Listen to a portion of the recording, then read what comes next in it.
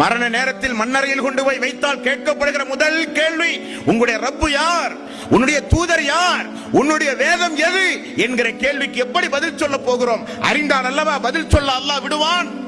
சடங்காக சம்பிரதாயமாக ஒரு மாந்திரீகமாக இந்த இஸ்லாத்தை பின்பற்றி ஒரு சடங்கு சம்பிரதாயமாக இபாதத்து செய்தால் அது நிச்சயம் நமக்கு மறுமையிலே ஒரு எந்த வகையான பயனையும் பெற்றுத் தராது. தோழர்களே, நம்முடைய கண் முன்னே அண்டை வீட்டில் இந்துக்கள் உண்டு, கிறிஸ்தவர்கள் உண்டு, பிற மதத்தை பின்பற்றுகிற மக்கள் உண்டு.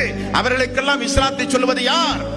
இஸ்லாத்தில் இருந்து கொண்டே இஸ்லாமிய மார்க்கத்துடைய ஞானம் இல்லாமல் வாழ்ந்து கொண்டிருக்கிற மக்களுக்கு அந்த இஸ்லாத்தை சொல்ல வேண்டும் என்கிற எண்ணம் நமக்கு எப்படி வரும்? அந்த இஸ்லாம் எப்படி வளர்ந்தது என்கிற வரலாறு தெரிந்தால் அல்லவா தெரியும். அந்த இஸ்லாத்தை அடைவதற்கு அந்த சஹாபாக்கள் எடுத்துக்கொண்ட முயற்சி, அந்த இஸ்லாம் தனக்கு கிடைத்தவுடன் அந்த சஹாபாக்களுக்கு கொண்ட மகிழ்ச்சி நேற்றுக்கு பார்த்தோமா இல்லையா?